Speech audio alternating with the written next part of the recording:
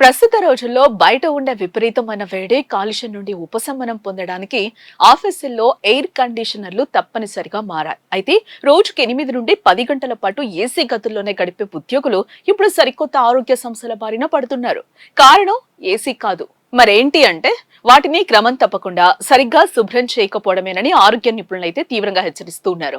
ఏసీల నిర్వహణ లోపం వల్ల తలెత్తే తలనొప్పి, గొంతు నొప్పి, పొడి దగ్గు, విపరీతమైన అలసట వంటి రకరకాల లక్షణాలతో కూడిన ఈ వింత పరిస్థితిని వైద్య పరిభాషలో సిక్ బిల్డింగ్ సిండ్రోమ్ అని పిలుస్తూ ఉన్నారు.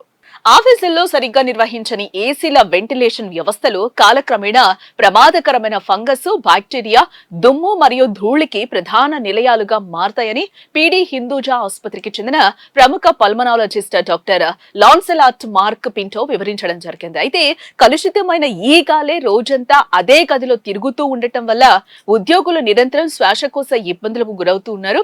దీనికి తోడు సరిగ్గా సర్వీసింగ్ చేయని సెంట్రలైజ్డ్ ఏసీ వ్యవస్థలు సూక్ష్మజీవుల వృద్ధికి అనుకూలమైన ఆవాసాలుగా మారుతున్నాయని న్యూబెర్గ్ డయాగ్నోస్టిక్స్ కు చెందిన డాక్టర్ అంకిత శ్రీవాస్తవ కూడా స్పష్టం చేశారు.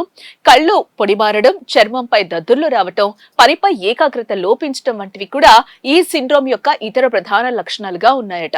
ఆఫీస్ భవనంలో ఉన్నంతసేపు ఈ అనారోగ్య లక్షణాలు తీవ్రంగా ఉండి అక్కడి నుండి బయటకు రాగానే క్రమంగా తగ్గిపోవటం సిక్ బిల్డింగ్ సిండ్రోమ్ యొక్క అతిపెద్ద సంకేతం. ఇదేదో ఒక వ్యక్తికి మాత్రమే పరిమితమైన వ్యక్తిగత ఆరోగ్య సమస్య ఏం కాదు. సదరు ఉద్యోగి పనిచేసే భవనంలోని అంతర్గత వాతావరణ కాలుష్యానికి సంబంధించిన సమస్య అని కూడా నిపుణులు చెప్తూ ఉన్న సిచ్యువేషన్ కనిపిస్తోంది.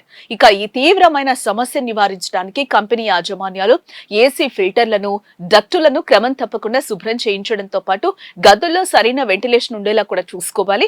అలాగే ఉద్యోగులు కూడా తరచుగా స్వచ్ఛమైన గాలి కోసం కొద్దిసేపు బయటకు వెళ్లి రావడం కూడా మంచిదని, ఒకవేళ ఈ లక్షణాలు దీర్ఘకాలంగా వేధిస్తుంటే మాత్రం అస్సలు నిర్లక్ష్యం చేయకుండా తప్పనిసరిగా వైద్యులను సంప్రదించాలని నిపుణులు సూచిస్తున్నారు.